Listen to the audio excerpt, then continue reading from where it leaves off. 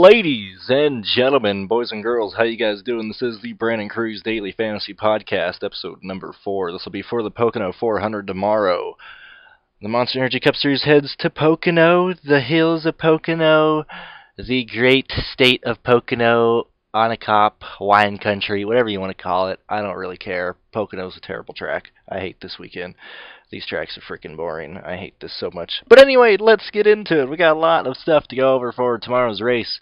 First off, if you watched my video on the Xfinity Series, you're already going to be familiar with the points I'm going to bring up. But I'm going to bring them up again just in case you're viewing this for the first time. So going into the race tomorrow, starting positions are important. If you're listening to anybody talking about daily fantasy NASCAR, if you're reading any articles, I'm pretty sure you've already seen this, but I'm going to just say it again. I mean, starting positions are important most of the times. Whenever you start up front, like in the top 10, you're going to finish in the top 10 here at Pocono. You don't really have to chase point differential points as much, or place differential points as much, mainly because however you are in final practice is typically how you are in the race. Now, obviously there are exceptions, but this is what I'm probably going to be focusing on the most in my lineups. Starting positions are important. I mean, starting first, I'm not sure what to think of Blaney in this situation. I think Harvick's going to pass him, but we'll get on to that. I was going to say starting first is important, but I don't think Blaney has the fastest car, but I'll get into that later. Finishing position is way important. I'm just reiterating what I just said. Like, I'd rather buy a guy that's starting in the top 10. If he starts 9th and finishes 8th, I'm happy with that. Honestly, if he starts like 6th and finishes 9th, I'm happy with that too. You're still getting a lot of points. I'm not really going to be taking a whole lot of punts or slackers in the back of the field, or at least not at the multitude that I would normally do. I'm going to be totally going for guys that are starting inside the top 20, the top 10, around that. So I don't really see a need for punts. I like practice a lot. I'm not going to trust it fully, obviously. You never want to just trust practice fully, but I certainly love that we were able to get final practice in. No stupid rain. We got to see some long runs. We got a great idea of how cars are going to handle in the race, so that is absolutely awesome. I was terrified that we were going to get rained out today and not have any practice, and that was really going to mess us up. Track form or previous track history here is important. I like to look at 5-lap runs, which are kind of hard to find online, and then I like looking at 10-lap runs, which is easier to find online and easier because they talk about it during practice and everything. And my God, did anyone watch final practice for this? Like, no one even cares about the race. No one even cares about watching guys practice. I mean, DW and Gordon are just up there, like, just making jokes about everything left and right. Like, even the announcers are getting bored of this, you know? And I know, I understand dead air. I mean, I was an announcer for LSR TV. I've helped them out before whenever they're broadcasting iRacing races. I understand that. I know what dead air is, but my God, people, they're just, like, making jokes left and right. They're not even... This track is terrible, and then qualifying for Xfinity was brutally horrible to go through. But anyway, the reason I'm bringing that up is I don't see a lot of passing happening. It's going to be a very boring race. I don't see a whole lot of people just really flying by, and I think it's going to be a very low-scoring day. By that I mean everyone. I don't think your highest score, like, altogether is really going to be like... I just went blank. Maybe about 350, 360, somewhere around there. Or on other tracks, I mean, especially last week, I mean, you had Kyle Busch get 200 points by himself, you know. So that's some of the stuff I wanted to bring up. So I'm picking guys that are starting pretty much 20th forward, unless I can find a good deal on someone starting in the back. And I'm trying to avoid people that are going to get lapped and people that are really slow, because with all these straightaways, if you're underfunded and you don't have a good engine, you will be able to tell on this track. So let's get into the drivers that I'm looking at, and then I'll go up through the cars from starting position last to first. But these are the cars that I'm looking at. 11, 1, 2, 88, 13, Michael McDowell, David Reagan, Ty Dillon. Those are just some of the guys I was looking at. I'm not saying I'll play those guys, but those are certainly guys that I want to look at when when I'm constructing my lineup, and guys that you should look at when you're constructing yours. All right, so let's get started on it. Let's go down through the starting lineup, starting at 38, Derek Cope. Don't play him. J.J. Ailey, don't play him. Greg Alding, don't play him. Cole Witt, don't play him. And then we get to Eric Almirola, starting 31st at $8,200. It's like they're forcing you to play him, you know. It's one of these situations where he's so far back, it's really hard to really mess it up. But then again, you do what Harvick did at Coca-Cola, and you end up losing money. I mean, if you had Harvick, you pretty much got SOL'd on that one. You pretty much got screwed. And I don't mean to jump up ahead to Eric Jones, but when you look at them on DraftKings, they're priced pretty much the same. I mean, you have Eric Jones at 8,400, and you have Eric Almirola at 8,200. They pretty much average the same. They're pretty much the same driver, really. They're averaging the same stuff. I mean, Eric is just a bit more consistent. But one thing I want to look at is I'm going to use Eric Almirola, for example. I saw some people, or I've been reading some articles and listening to some people where they're like, oh, I like Eric Jones better than Eric Almirola. Oh, I like Eric Almirola better than Eric Jones. I typically like, if there's two players or two racers in this situation where one is starting, where they're both kind of starting in the back, they both have good cars, you know they're going to make positions. I would rather go with the one starting closest to the rear, just in case Eric Almirola crashes. He's not going to just kill your lineup. If you have Eric Jones and for some reason he blows a tire or wrecks and he finishes 38th, I mean, you are screwed. But if you have Eric Almirola, he can only lose 4 positions. I mean, he's not going to have a whole lot of fantasy points, but two fantasy points is still better than negative fantasy points. And say if you look at Eric Almirola starting 31st, let's say, I don't think he'll win it or anything, but based on recent forms, like at Charlotte at 13th, at 9th at Kansas, at 11th at Dover, 7th at Dega, well, Dega don't matter, but 11th, 9th, and 13th, let's just say, worst case scenario, Eric Almirola finishes 20th tomorrow. So if you go and look at your DraftKings points, your rules and scorings, where is he starting? We're going to do some math right fast. Eric Almirola is starting 34th. That's 10 points right there. He has 10 starting points, and you gain a position every time you pass someone. And I'm not including laps led or fast laps. I'm just purely going off of point differential points. Let's say if Eric Almirola goes from 34th and finishes 20th, that is 14 points. A driver who finishes 20th gets 24 points. Eric Almirola passed 14 cars, so you're going to add 14 points to his 24. That's going to be 38 points. I hope I'm doing math right. I swear to God if that's wrong, but it should be 38 points if Eric Almirola finishes 20th. And then if you look at Eric Jones, who other people are saying play, and I understand Eric Jones is a good play, but let's say Eric Jones starts 25th, and let's just say, based on recent runs, well, he has a 19th at Charlotte, a 7th at Kansas, and an 18th at Dover. Let's say Eric Jones finishes 14th. That's where he was at the end of final practice. So 26th to 14th, that's 12. Let me just make sure. Let's see, 26 to 20. Wait, where does he finish? No, 25th. My bad. 25th.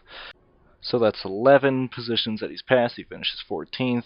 That gives 30 points. Plus 11, that's 41 points. So right there, Eric Jones is the better buy. But, oh, I just dropped my phone. But if Eric Jones has any problems, or if Eric Almirola actually does what I think he will and goes way farther than 20th, because right now at the end of final practice he was 5th quickest and 7th fastest on long run, so I fully expect Eric Almirola to pass way more than 14 cars. I think he'll finish way inside the top 15. I don't think Eric Jones will really be able to do that.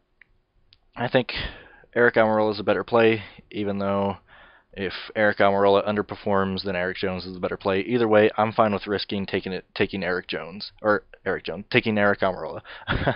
My bad, sorry. Too much darn math this late in the day. Then you got Landon Castle starting 33rd. I'm not too big into him. Like I said, I don't really want to do any punts. Matt DiBenedetto, or DiBenedetto as some people call him. 25th fastest at the end of the final practice, but I'm not too big into him. Ross Chastain, 33rd, not really too big into him, even though he's had a 24th, 26th, and 28th at Dover, just not enough positions to be gained. Now, the next two guys are another place where you can make a good pivot off of the crowd or what people might be doing. So, for some reason, Ty Dillon is priced at $5,300. I don't really understand why. He hasn't been running that bad this year, because he 21st last week, at 38th at Kansas, and at 24th at Dover those last 3 races. That's what I really like to look at when I'm comparing these two drivers. Then you got Michael McDowell starting right beside him with a price tag of $5,800 with much better recent form. Michael McDowell in I wouldn't call him underfunded, but he's certainly not like a top dog machine. He has a 18th at Charlotte, a 20th at Kansas, and a 22nd at Dover. Just between those two and recent form and how I believe they're going to do, I think Michael McDowell is the better play, even though he's a bit more expensive, but I think he's a good pivot off of Ty Dillon. I think a lot of people are going to go to Ty Dillon if you want to get yourself different from the crowd. Michael McDowell's a really good play, and Michael McDowell was one position faster in final practice, so they'll probably be running beside each other. I just think recent form points to Michael McDowell being a much more solid play, a much more safer play. That's probably who I will be using in that situation. Then you get to Chris Buescher, not too crazy about him. He won when it fogged. That's freaking weird. I probably won't do it again. Matt Kenseth is an interesting play right here. I mean, he's starting 27th. Practice 1, he was 18th. Practice 2, he was 24th quickest. And long run for practice 2, he was 21st quickest, although I think he was the last car to really get a 10-lap average, so tread on that lightly. But Matt Kenseth is interesting. I'm sure if you see him gaining some positions, I don't know, maybe going to the 21st or 20th, I'm sure he's a play for you. I think he's just a bit more expensive, and I'll probably be getting more of expensive guys, so I probably won't be able to afford Matt Kenseth. Eric Jones, I just compared him and Eric Almirola side by side. The only difference is that Eric Almirola is starting farther back. I personally think Eric Almirola is a safer play, and an added bonus to that is, people are going to look at Eric Almirola, especially people who don't know NASCAR a whole lot. They're going to look at Eric Almirola's recent track history and just see that Eric Almirola sucks at this track, even though that's underfunded equipment. I'll fully take my chances on Eric Almirola finishing 20th or better over Eric Jones. But if you want to play Eric Jones and you don't want Eric Almirola, or if you want them both, that's a good play too. Eric Almirola is certainly in play for tomorrow. AJ Allmendinger, not too crazy about him, probably going to pass him. A lot of people like Ricky Stenhouse Jr., and recent form points to why you should. Charlotte 10th, Kansas 11th, and Dover 15th. I'm not too big into Stenhouse. I think he causes wrecks. I think there's better guys with better value and more points to be made here. You could certainly go with Ricky Stenhouse Jr. if you want. I personally won't be using Ricky Stenhouse Jr., although I won't be using him. He's a good play. If I'm wrong, I'm wrong. But I don't think Stenhouse will be in the optimal lineup, so I'm just going to pass by Stenhouse and spend the money elsewhere. Casey Kane. These previous weeks, it seems like we have just needed to use Casey Kane. I mean, he was starting in the back. He was lower price just a tad. I mean, he was a much better play in recent weeks. This time he actually kind of qualified where I think he's going to finish, so I would pass on Casey Kane. David Reagan has about the same car as Michael McDowell, although Reagan just qualifies a lot better due to that. I don't like David Reagan. I don't think he'll make any positions. Excuse me, so I'm not a huge fan of David Reagan in this situation. Paul Menard, 9th quickest practice 1, 17th quickest final practice. I don't know, man. It's $6,600. I'm sure you could squeeze him in there. I think he's better than 21st. I think he can gain some positions. I think Paul Menard's certainly in play. Not too much more to say after that. I think he could probably finish top 16, top 15. I wouldn't go too far past saying top 15. I think he'll make a top 20. I think he'll gain a couple positions, but I'm not too crazy about. I don't know. You got to see where your money is at that point when you're thinking about putting Menard in or not. Then you got Darrell Wallace Jr. starting 20th. Not too big into Darrell Wallace. Draftkings wise, I love Darrell Wallace as a race fan. I met him. He's really nice, real cool guy, but just in this situation, not very useful. Daniel Suarez, not very useful, just not showing that speed in final practice. Daniel Suarez was 11th quickest first practice, 21st quickest final practice, and 14th quickest on the long run speeds. I think there's just better guys out there. Brad Keselowski is another guy that a lot of people are going to be looking at, and his track history shows why you should be looking at him, or at least why you would have an idea of looking at him. He has a 5th place last year in both races, 2nd and 3rd place in both the races the year previously, and then in the fall 15, 2nd place, 17th in the spring of the 15th, which, I mean, that's like quite a few years back. Not really important. Cars handle way different now. But Brad Keselowski, super expensive, $9,800 for consistency. How do you want to play this? Recent form, 4th at Charlotte, 14th at Kansas, and 6th at Dover. You kind of got to toss your hands up. I mean,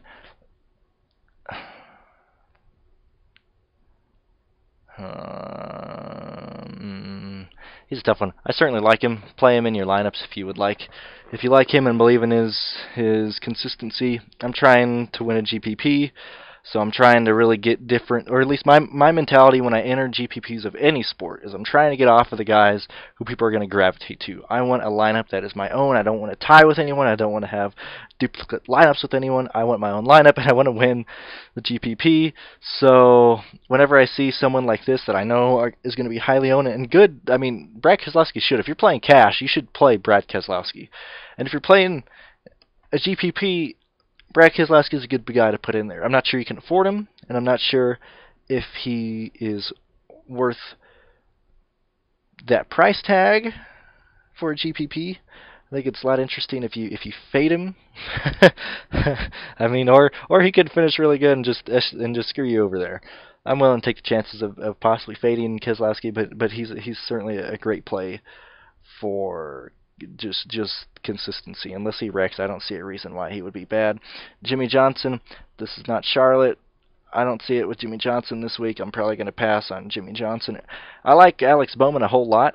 He's starting 14th. Price tag is $7,900. I think he's going to be very popular. He was second fastest right out of the trailer on Friday. And then in today's final practice, he was 4th quickest overall, and then 10th fastest on a long run. I really like Alex Bowman here. He's really cheap. Starting 15th. Like I was saying earlier, I want to try and pick guys starting inside the top 20 and people that I think are going to finish inside the top 15. Alex Bowman is certainly one of those. He is on my radar for the race tomorrow. Kyle Larson is also on my radar. He's just too darn expensive, man. Like, that's crazy.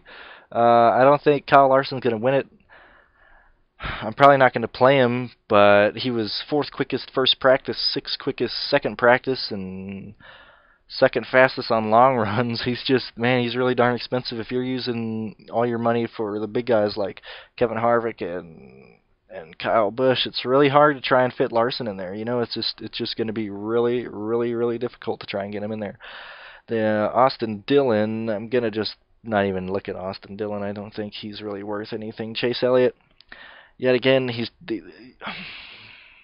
getting tough because these last years in daily fantasy sports, it shows that you want to pick guys starting in the top 10, the top 20, and top 30. Not really want to go any farther than that. I like Elliott in this situation. He's very consistent. I mean, he's basically finished 12th the last 3 races. It's just a little bit expensive. I would rather go with a guy who seems a little bit quicker, and that's the guy starting in front of him, Denny Hamlin, 7th fastest first practice, 12th fastest second practice, 8th fastest long run.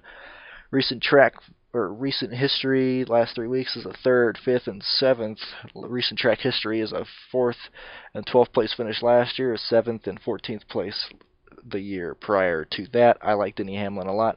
I like Clint Boyer a lot too, and I don't think a lot of people are going to be playing him just because he's so darn expensive. I mean, he basically has the same car as Kevin Harvick, both livery-wise and motor-wise.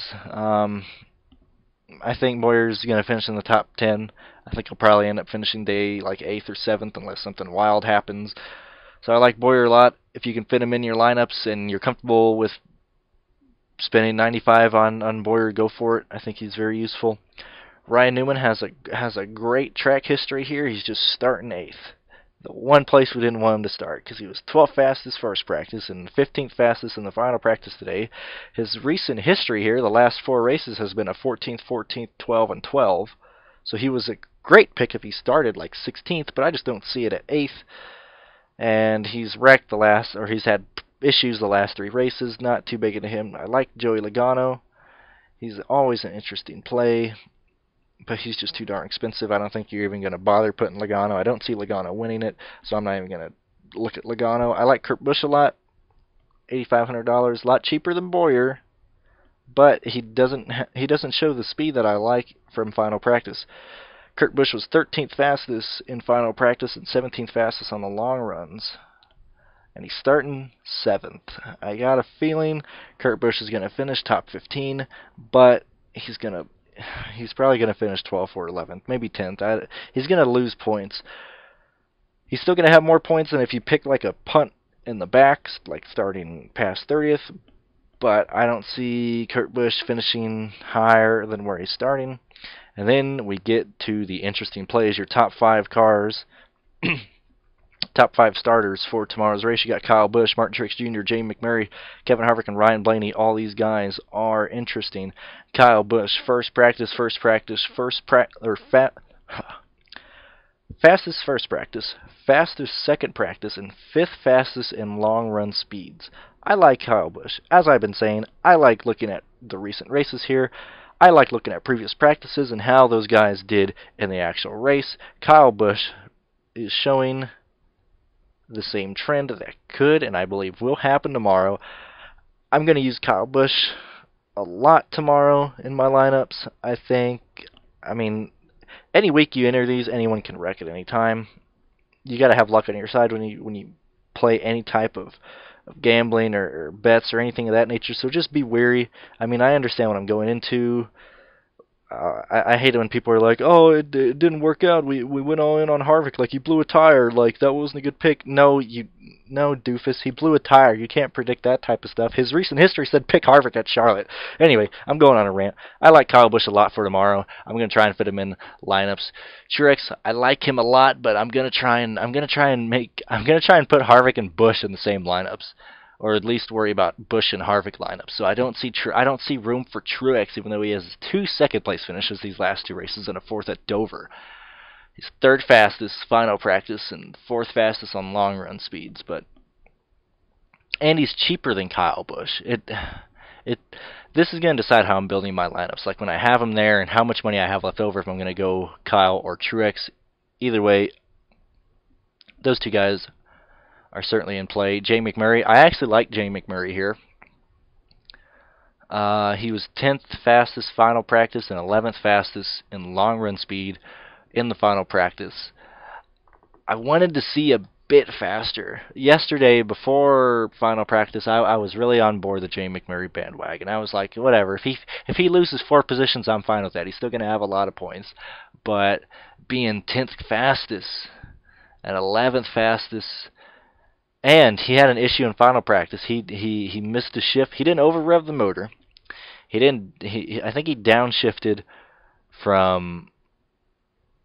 I think he went from 4th to 3rd, but he missed the rev match and kind of just had a bad shift where it just didn't go into gear, and he didn't over rev it. But I don't know if they're changing their transmission at this track, or at least this weekend NASCAR is allowing one transmission change after qualifying, and it's not going to make him go to the rear. I don't know if Jay McMurray and the one team has changed their transmission, but after seeing how he was in final practice, I'm not too big on Jay McMurray, so I'm probably going to pass him. And then Kevin Harvick and Ryan Blaney, I think Kevin Harvick has the best car, and his long run speed shows it. He was 1st in long run speed at final practice and 2nd fastest in the final practice overall. I'm certainly a fan of Kevin Harvick. I'm certainly going to be using him this week, and I think you should too. But, I mean, I don't need to say that. I'm pretty sure everything's already pointing to Harvick. And then Ryan Blaney, a very, very interesting play here. Very, very interesting play. Now, this can go one of 2 ways. I don't think it'll go the first way, but I'm going to bring this, at least I'm going to bring it up. Ryan Blaney can leave the field on the start. He can lead the first 10 laps or something. He could actually keep leading the race because he's very good at this track. I mean, he got a win there last year. He understands this track.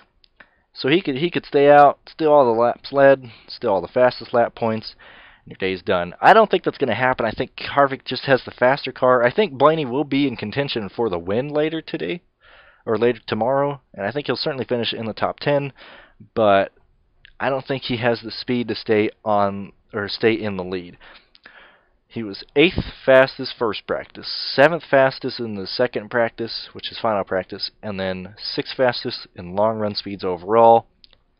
I think Kevin Harvick and Kyle Busch are both going to pass him, and I think Kevin Harvick's going to lead the most amount of laps. So I certainly like Blaney. I'm going to be going a lot more on Harvick, but Blaney's a good play. So I've gone through all those guys. Now I got to do something little cool, little something.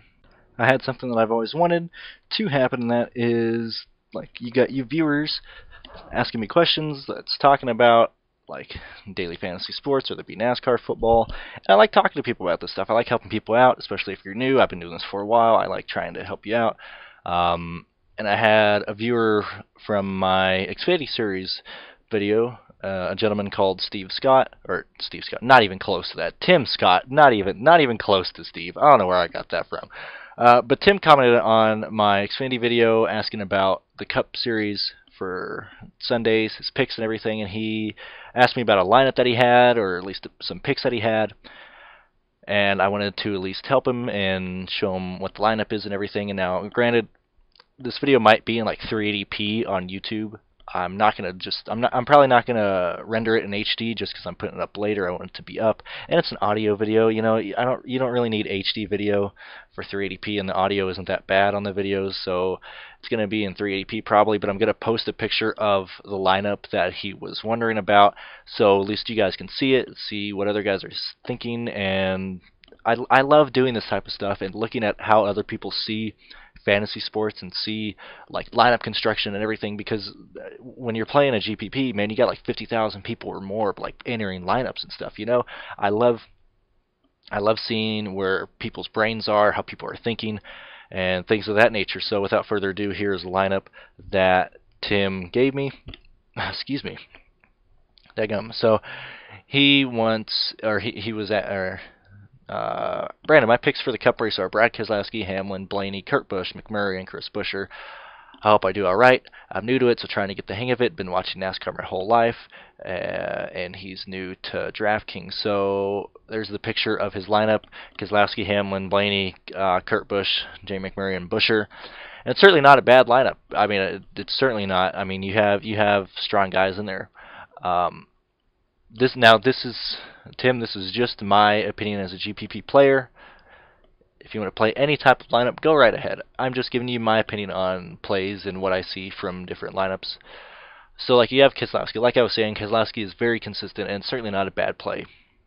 Denny Hamlin showing speed in final practice. Let me just look at his times again. You got Denny Hamlin starting. He's starting 10th, 7th fastest first practice, 12th fastest second practice, and 8th fastest long run speed. So he has an 8th fastest car in long run speed out of like the top dogs who did a long run, which is basically everyone except Newman. Newman is the only guy in the top 10 who didn't do a long run. So Denny Hamlin's 8th quickest there. Certainly not a bad play. Ryan Blaney starting first. That's a really cheap number for the leader. I mean, 8,700 for a lead car that could possibly walk away with the race, which I don't see happening, but he could possibly walk away with the race and win it because he's really good at this track. I mean, that's a steal for a leader. Half the time it's either Harvick or Kyle Busch or Truex, and they're like freaking 10 grand. But here you get the pole position car for 8,700. That's certainly not bad. Kurt Busch, and I know this lineup was made, or your picks were decided Friday because final practice hadn't come out. So that's why I was mainly waiting to do mine and to do this video after final practice, because it tells me a lot. So when I get to Kurt Busch and Jay McMurray, I go into the same thing that I was just saying when I was going over him. I mean, you have Jay McMurray starting third, and I loved him until I saw the speed in final practice, and he was 10th fastest and 11th quickest on the long run, and he could possibly have a transmission issue, problem, maybe not a problem, I don't know. I haven't really looked into it. If he changes transmission, if there's any problem, I don't know. I just know that happened in practice, and I just like to put that out there. But he's 10th quickest overall, second in final practice, and he's starting third.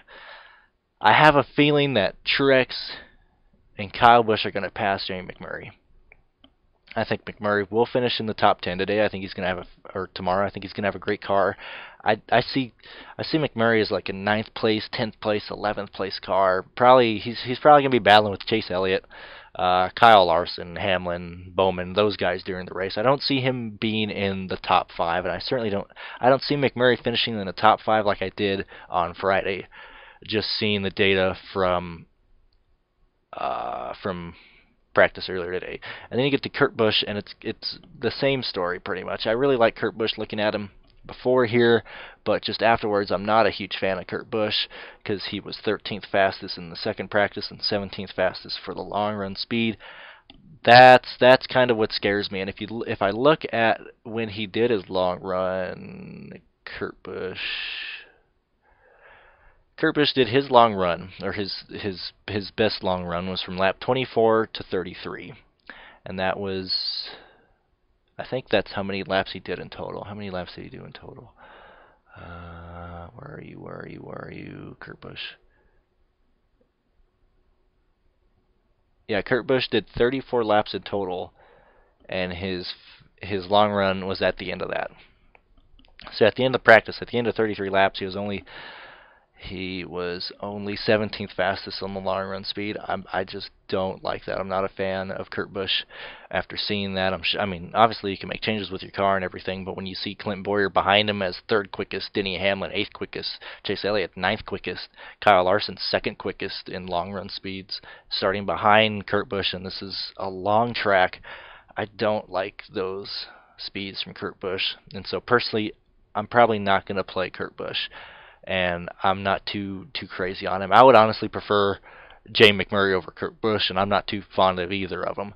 But that is my opinion. And then you got Chris Buescher, which I was looking, and say if you X Chris Buescher out, you have 65 remaining, and so that gives you Allmendinger, Byron, Wallace, Chris Buescher, McDowell, just like your first cars there. And well, let me see Buescher's speed. Buescher starting 27th, and he was 27th fastest in final practice. I would say in this situation, let me see, what did Allmendinger do? AJ Allmendinger was 26th fastest at the end of that practice. I'm not too crazy about Chris Buescher because at Charlotte he finished 29th, Kansas 34th, and Dover 20th. And I don't think he has the speed to really win or really even pass any cars. So I'm not too crazy about Chris Buescher when you have that much remaining money. I think you have $600. Yeah, you have $600 remaining.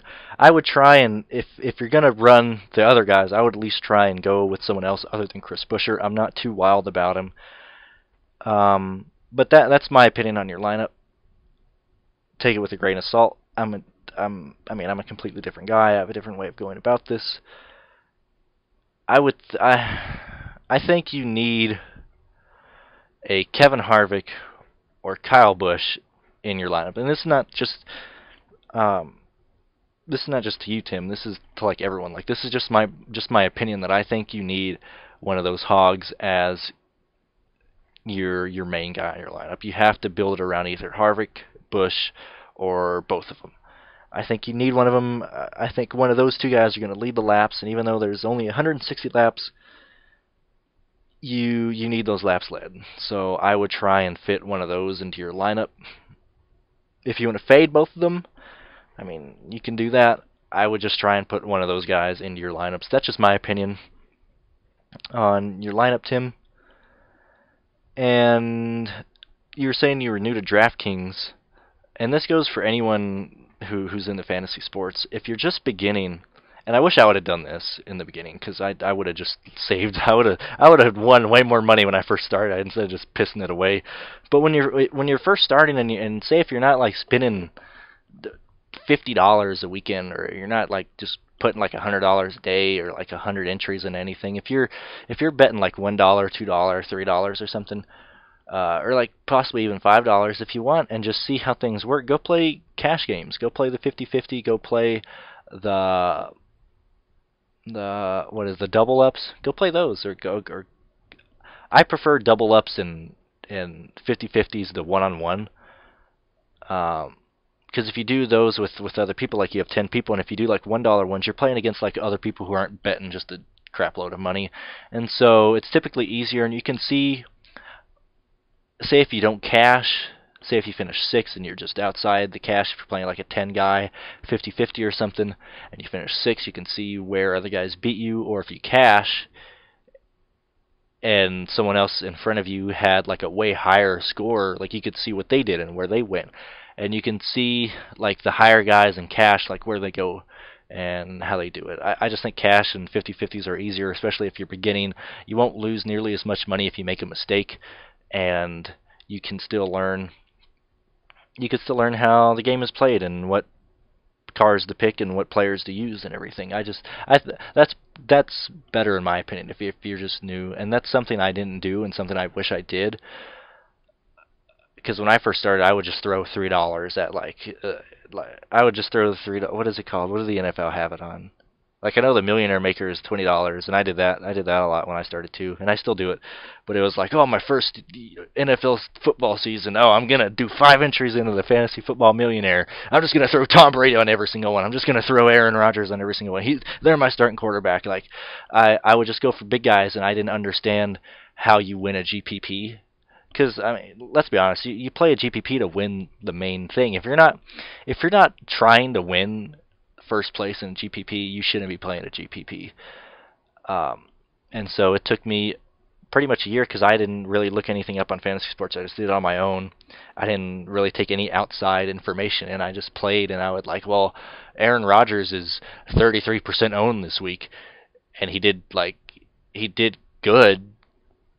But he had like Deshaun Watson who did 45 points, and he was only 3% owned. Like, what's going on here?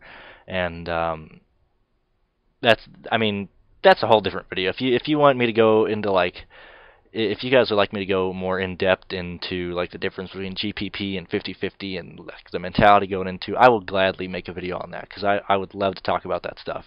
I didn't mean to get on a rant in this NASCAR video. I completely got off topic. I'm sorry about that, Tim, and everyone else listening. If you guys have any questions or anything else, follow me on Twitter at BrandonCruzDFS. Tweet me, send me messages, comment on my YouTube videos. I always respond to people whenever I can, and I just want to help you guys do the best you can, give you guys opinions on things, and just help people out. I mean, I do this for a good amount of money right now, but I would legitimate like to do this as a living, and I think everyone would if you like sports. So if you guys would subscribe, like, follow me, do all that type of stuff, you're really helping me out there, and then I can slowly expand this thing into a bigger and bigger thing and help more people out. So sorry this one took a little bit longer than the other ones. I think we're at like 40 minutes now, and the other ones are at 20, so sorry about that, but I kind of went on a rant there. But those are my picks for the Pocono 400, the Onacop 400, as I like to say. I just want to say good luck to everyone. If you are entering lineups into the NHL Finals, I might make a short video on that right after this one, just because there are some plays that I like in that, and I like hockey too. And this is the best freaking series we've had since the Kings won it. You know, I'm a huge Kings fan myself. But anyway, if you guys are doing that, I can also make a video on the NBA Showdown, the new Showdown one that they have with the Captain Mode. I really like the Captain Mode. I did really good in the first game one. That was really cool. I'm not too huge into basketball, but in this situation with this captain thing, man, I really like how you play this one. Sorry, going on another rant.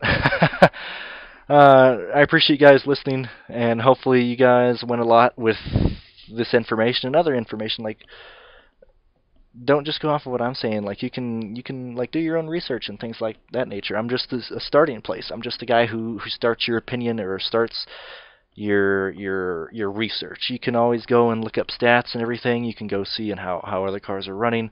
Don't just use me. Use other guys. I usually swim the pool, see what's going on, see where everyone's kind of leaning, and then make my own judgments and everything. So, best of luck to everyone, guys. Thank you for listening. I really appreciate it. Like, subscribe, follow me on Twitter and everything. Thank you guys so much. Love you. See you in the next episode.